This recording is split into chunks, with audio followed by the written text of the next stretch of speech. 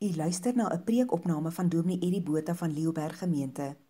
Ander preke van hom is beskikbaar op die gemeente se webblad www.leeuberg.co.za. Vanaand as teksgedeelte.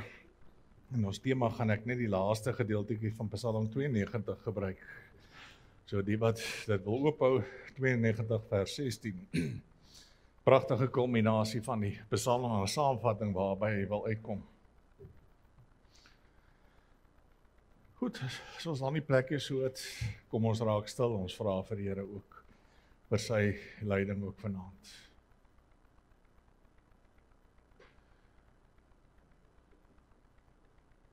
Here Jesus, ons wil graag vir 'n oomblik stil raak rondom u woord, rondom u wil, u plan. En ons wil vra, Here, dat u net vanaand nie, maar deur hierdie week, dit weer baie duidelik in ons harte sal graveer. Wat beteken dit om 'n kind van u te wees? 'n ware disipel in hierdie wêreld. 'n man, 'n vrou van God. Een wat bruikbaar in die hande is. Daar is te veel dooie stemme, dooie siele, wat die kerkbanke stil sit en vol sit. En ons hartsbegeerte is, Here, dat u dit sal wakker maak, en die kerk sal oproep, ons sal oproep, om werklik hierdie weg te stap. Gehoorsaam, en geloof getrou in u. Ook by vanaand se tema kom en word ook hierin verheerlik. Amen. Ons gaan hierdie week stil staan en praat, soos ons vanoggend maar begin het, oor ware disipelskap. En dit is 'n geweldige belangrike term. Soos ek gesê het, dit help nie.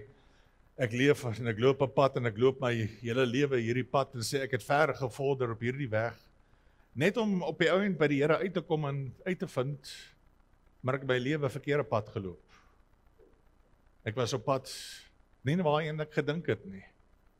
Ek het my dit indink die 5 dwaase meisies wat gedink het dat hulle is op pad na die bruilofsmaal toe.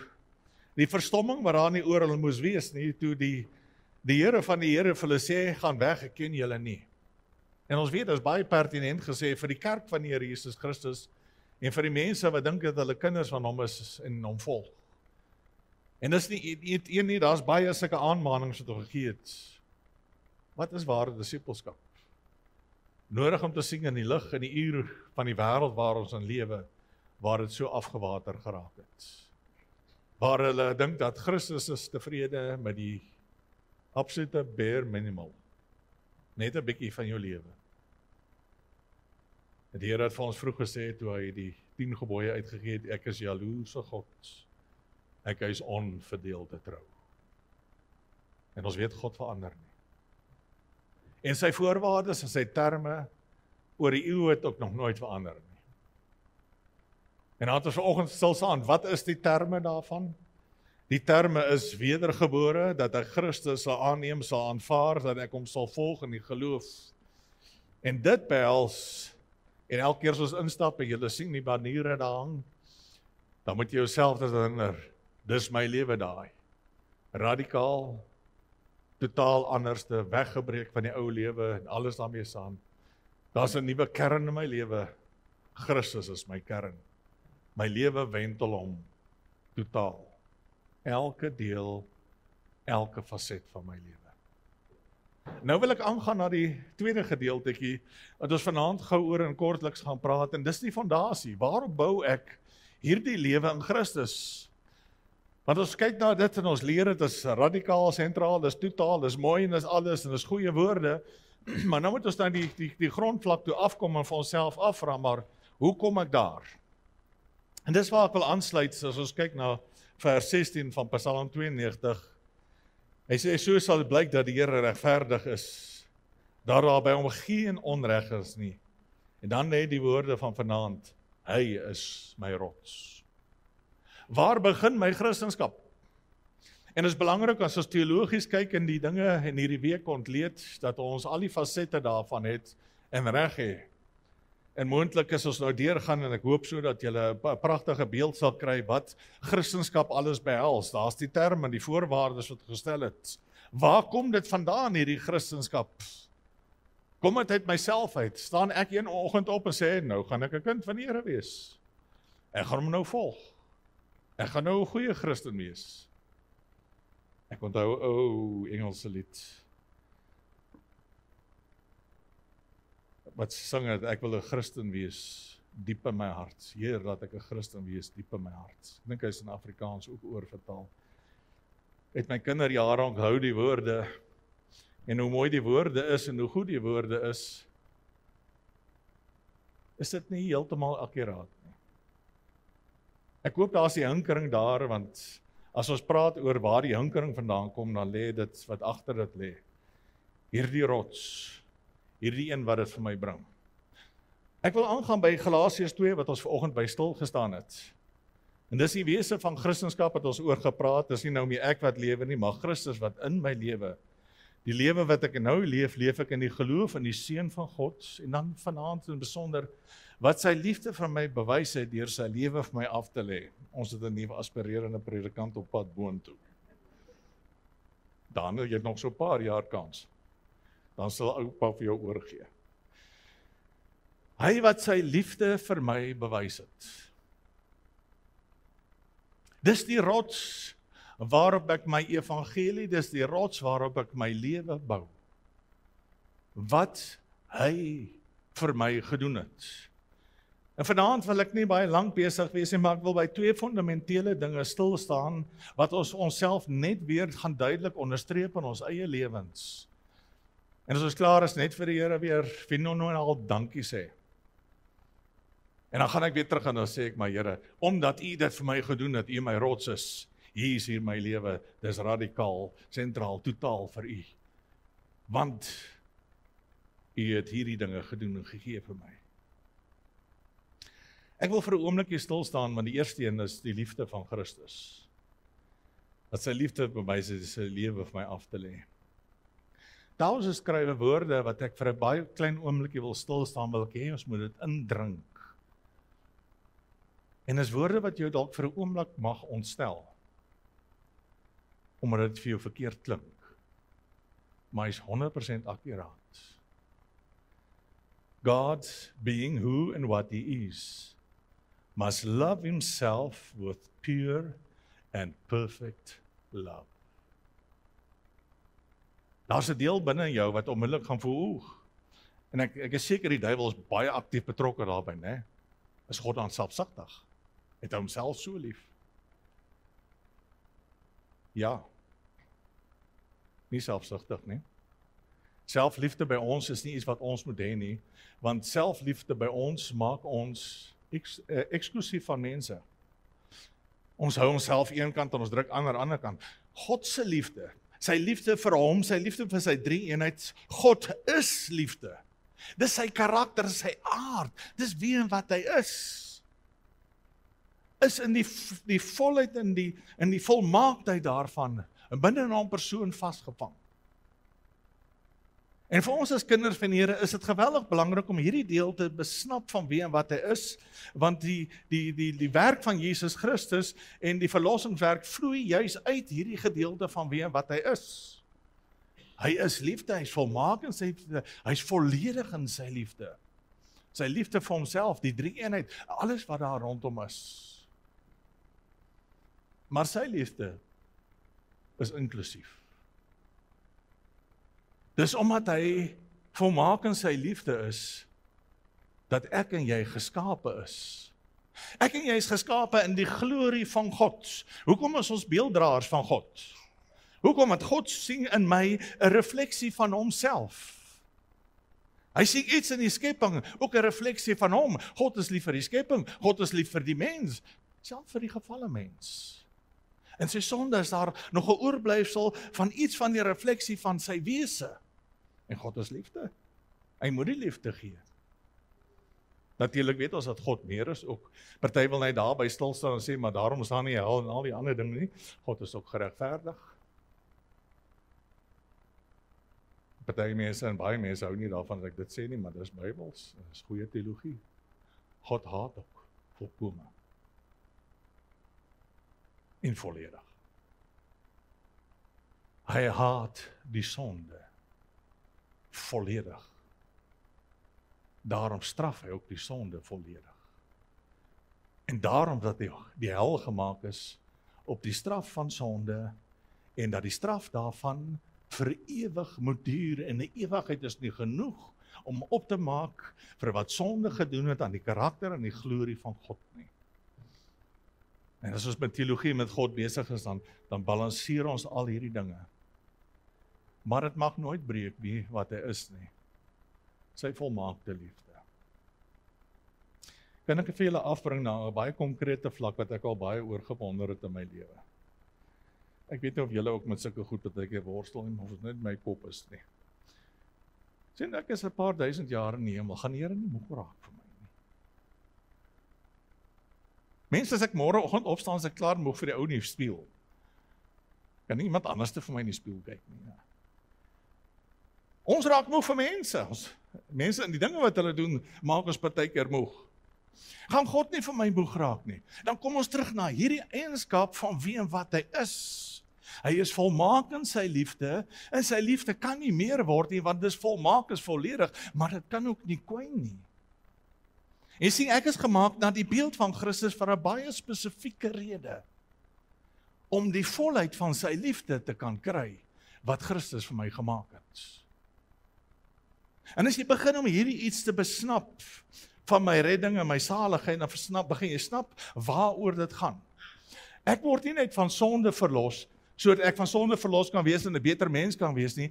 Ek word van sonde verlos, vrygemaak van 'n doodsbestaan, dat ek weer die beeld van Jesus Christus gelyk kan word, dat ek die beeld van Christus kan vertoon van my Vader en die volmaakte liefde kan ontvang van hom af.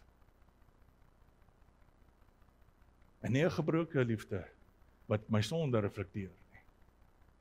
Gelukkig die bloed van Christus weet ons, dis klaar oordek. Die regverdigheid van Christus is klaar myne. Maar in 'n kind van die Here se lewe wil ek dit weerspieël. Here, maak my u beeld gelyk. En in Christus in die hemel is ek weer terug en herstel in daai beeld. En daarom het ek die sekerheid dat hy sal nooit moeg raak vir my. Die ewigheid is lank nou. En vir ewig sal ek in die glorie en die liefde van my God bly deel. En ek kyk nie trap nie. Ek het 'n klein babietjie rondom my voete so. Maar hy's baie tuis en welkom hier. God being who he and what he is, must love himself with pure and perfect love. En ek en jy ontvang dit, ons is die begunstigdes daarvan in Christus. So wat is die fondasie van my geloof? Waaruit kom dit? Waaruit kom alles wat bestaan? Ons evangelie wat ons verkondig aan alle mense. Dit kom van hier af. Hierdie suiwer, volmaakte liefde wat God het, wat weerspieël is in sy skepsels. Ook 'n verlore wêreld. Kan julle begin om iets te verstaan daarvan, hoe erg dit is, om hierdie liefde van God terug te gooi in sy gesig?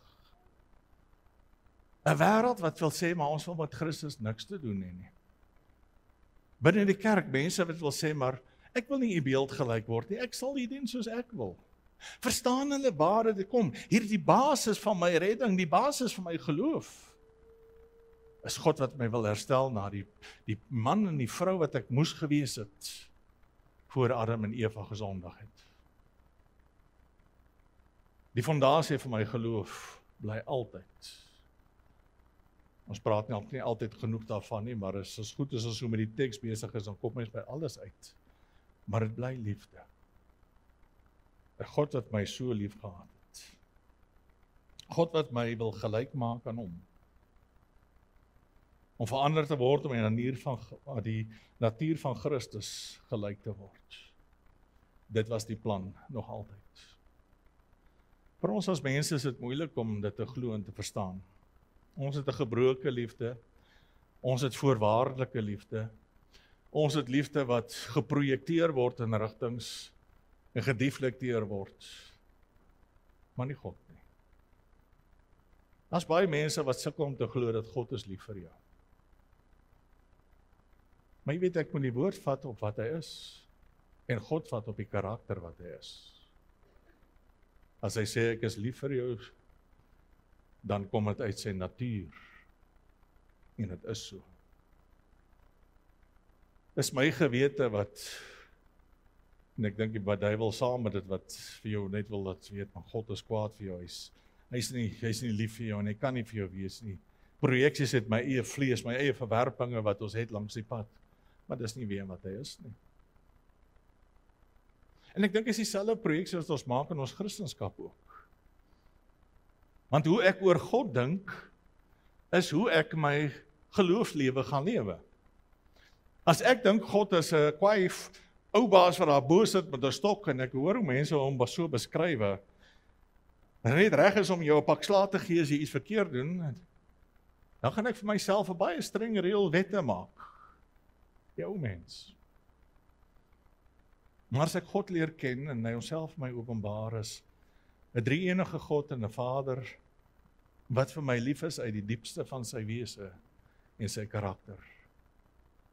En sy hele verlossingsplan is om my terug te bring na die man wat hy geskaap het, die persoon voor die sondeval. Dat die bloed van Christus juis gevloei het om uit te skakel al die gemors wat ek aangevang het en dit te oordek, dat my ongeregtigheid nie meer voor God skree nie. Dis klaar betaal. Dis geskoei in liefde. Johannes 3 vers 16 ken ons so goed nou. God het die wêreld so lief gehad dat sy enigste seun gegee het, sodat die wat hom glo nie verlore sal gaan nie, maar die ewige lewe sal hê. Ek dink vandag in die uur wat ons leef, het die teks ook baie verdraaid geraak. As ek hoor hoe mense dit aanhaal, dan sê hulle, want God het die wêreld so lief gehad. En wat hy nog by sê, sy enigste seun gegee het, maar hulle gee die teks aan. Hoekom? Is nie 'n malman oor die kaai hardloop en skree ek is lief vir julle nie, nee. Julle onthou dit. Altyd aan die beeld dink. Daar's 'n rede. Daar's 'n rede hoekom hy moet sterwe. Daar's 'n rede hoekom hy het moes prys gee. Oor die geweldige nood waarin ek verkeer. Verdoem. In sonde ontvang en gebore. Op pad na die ewige verderf. As daar nie 'n goddelike ingryping was nie, dan was dit nie vir my en jou eers naby die moeite werd om vandag hier te wees. Geen hoop nie. Maar daar is. Hy het ons so lief gehad. En sy lewe gegee, dat ons nie verlore kan gaan, die ewige lewe kan hê. Hy is die bron van die liefde. Johannes 4 sê, 1 Johannes 4, ons het lief omdat God ons eerste lief gehad het. Waar begin my liefde vir God? Dit begin by hom. Wat is die fondasie van my disippelskap? Wat is die fondasie van my geloof? Dis hy. Hy's altyd die eerste een wat beweeg. En in my lewe, in 'n geestelike lewe, is dit altyd 'n reaksie. Daar is nie een mens wat ooit tot bekering gekom het uit homself nie. Nog nooit nie. Uit onsself sal ons godsdiens maak, uit onsself sal ons dit beoefen soos ons wil, maar uit onsself vra ons nooit dat ons in 'n lewende persoonlike verhouding met Jesus Christus wil leef nie. Dis nie wat die vlees soek nie. Ons het geëet van die boom van kennis van goed en kwaad. Ons wil die gewete stil maak. En daarom is godsdiens uitgedink en aan die mense voorgehou. In God se plan, Ou Testament en Nuwe Testament, was dit nooit godsdiens nie. Die wet is gegee dat ons kan weet wat die wil van God is, om te weet wat reg en verkeerd is, hoe ons hom kan behaag, nooit as 'n stel reëls wat ons moet afteken en nakom, sodat ons kan hemel toe gaan nie. Nee, Christus te sterwe, dat ek weer in 'n verhouding met hom kan staan, en my sonde nie meer 'n faktor hoef te wees nie. Ek het lief, omdat hy my eerste lief gehad het. Dit laat my altyd klein. U het my gesoek. Romeine sê dieselfde. Hy sê, maar God bewys sy liefde vir ons, juis hierin dat Christus vir ons gesterf het, toe ons nog sondaars was. Toe ek nog vol van my rebellie was, vol van myself was hierdie liefde klaar daar vir my. Het hy gesterwe vir my. Dan wil ek kom by die tweede. Net so 'n belangrike ding. Waarop berus my geloof? Dit berus natuurlik eerstens op sy liefde, dan die tweede ene op sy genade. Hoe kan ek vir God lief hê voordat ons aangaan na genade toe? Paulus skrywe, we can love him as we ought, only if he inflames our minds with holy desire. Sy liefde van God in my gegee vir God. En kan nie anders nie. En as ons praat van liefde, net vir 'n oombliekie net daarby kan stil staan. Dit bly altyd 'n baie moeilike definisie. Mense, filosofe en skrywers het deur eeue al probeer om dit vas te vat. Is daar liefde van die gevoel? Die Bybel praat nie vreeslik baie daarvan nie, maar die Bybel praat in die Nuwe Testament veral liefde van die wil, agape. 'n Wilsbesluit om lief te hê. Dis deel van ons lese wat ons het in die gemeente ook in, net so 'n bietjie vorentoe Johannes 15, julle moet in liefde bly. As julle my opdragte het en dit uitvoer, sal julle my liefde bly. Dis baie prakties. Ek het vanoggend begin deur te sê, as ons praat van disippelskap, is geloof en gehoorsaamheid sinoniem nou verwant daaraan. En dieselfde met die liefde van die Here Jesus Christus. Hoe groei ek in die liefde van die Here Jesus Christus? Dit is baie duidelik. Wat staan op ons muur? Hoe groei ek? Deur gehoorsaam te wees. Deur gehoorsaamheid word my geloof versterk. En wanneer my geloof versterk word Christus duideliker in my geopenbaar, kry ek meer kennis van hom, want dit is al hoe ek groei in die geloof en kennis kry in die geloof, en hoe groei en kennis in die geloof kry, hoe meer raak my liefde vir Christus. En so bly ons groei. Die een na die ander. Ek kry gehoorsaamheid, ek vorder daaraan, en ek groei daarin. Is dit wat die Here van ons verwag? Moeilik. Ek herinner jy wat ons laas Sondag oor gepraat het, hy sê my juk is sag en my las is lig. Ek het gekom om 'n verhouding te verstel. Ek is vir julle lief. Dan wat sal die tweede een wees? As liefde die een fondasie is waarop my geloofslewe staan, wie sal raai, wat is die ander ene? Maar nie te moeilik wees nie. Hoekom is ek en jy nog nie in die hel gegooi nie? Hoekom is ek nie gestraf vir my sonde nie? Laat ek dit duidelik hoor. Genade. Wie van julle is dit waardig dat julle gered moet word? Kan ek jou hande sien? As ek jou hand sien, dan gaan ek jou een kant vat, dan gaan ons begin van vooraf. Dogmatiek 101, en jy gaan die hele aand hier sit. En ek herinner ons vanaand daaraan, ek sê nie vanaand iets niets nie. Maar ons kan nie oor disippelskap praat. En dink dit kom uit myself nie. Dis gebore uit 'n vaderhart, 'n liefdevolle hart. Ook vir 'n verlore wêreld. Ons hoor dit in Christus se woorde as hy op die aarde beweeg, hy het gekom om te soek die wat verlore is. En tot die wederkoms plaasvind, is hier die oop uitnodiging vir 'n wêreld. Maar dan kom 'n dag wat Christus gaan terugkom. Dan is wat op genade tyd.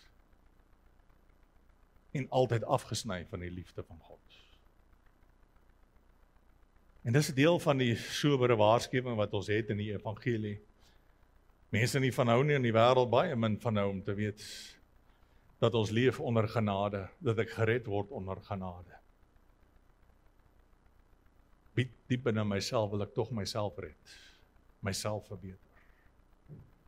Maar vir so groot en so heilige God is dit gans onmoontlik. Ek is uit liefde gered, slegs deur genade. Nie omdat ek iets vir hom kan doen nie, nie omdat ek iets vir hom kan beteken nie. Ek is nie gered uit die Botha, omdat ek vermoë het om die Bybel te verstaan en te praat daaroor nie, inteendeel as julle my goed ken, en sal ek dit baie gou vir jou sê, maar wat julle my sien doen hier is totaal kontra my persoon en my karakter. Dis die Here wat dit doen en begenadig.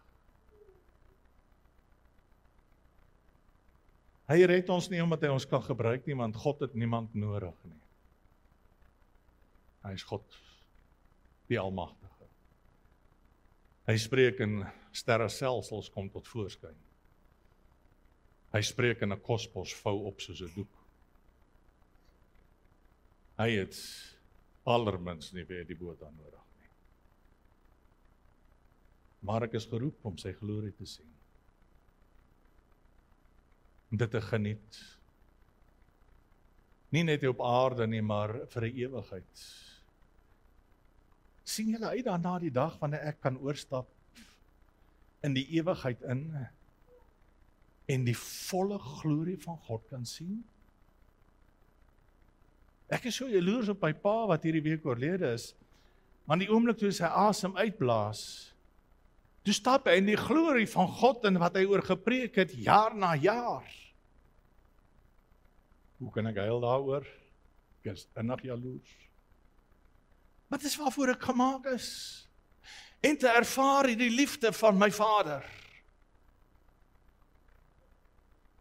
En as ek so hartseer oor 'n wêreld, die hartseerste oor 'n wêreld binne die kerk, wat dit nie vang nie. En nie sien waaroor disippelskap gaan nie. En verstaan waaroor dit gaan nie. Hoekom moet ek weer gebore word? Want ek moet die refleksie van Jesus begin vertoon. Ek moet in 'n persoonlike verhouding staan. Dis radikaal anders as wat ander kerke leer. Dit is 'n totale nuwe kern in my lewe as wat die wêreld omdraai. En dis nie 'n stukkie godsdiens hier langs my lewe en langs my pad nie. Dit lê my hele persoon in beslag. Dis die vereiste. Maar die grond was nog altyd en sal altyd wees die genade. Maar hierdie genade, en ek sluit daarmee af, Jesus Christus, en ek sê dit baie onomwonde en baie duidelik, is die enigste kanaal waardeur ek hierdie liefdevolle genade van God kan kry. Daar is geen ander naam, daar is geen ander manier nie. Ek sê dit pertinent, omdat daar teoloë is en mense is wat lasterlik sê, jy kan op ander maniere hemel toe gaan. Ons doel van redding is nie primêr om hemel toe te gaan nie. My doel van my redding is om die beeld van Christus gelyk te word, om my verhouding met hom te herstel. En wat sê die Engelse, the French benefit, is 'n ewige lewe saam met hom. Dis waaroor disippelskap gaan. Ek sit aan die voete van my meester, hier op aarde, dat ek hier kan leer wie en wat hy is, en dit kan reflekteer daar waar hy my gestuur het, tussen jou werksmense in, waar jy ook al is. Jy is veronderstel om die beeld van Christus te wees, môre waar jy instap. Dis disippelskap. Dis vir my gegee uit die liefde van 'n vaderhart, en dis absolute genade.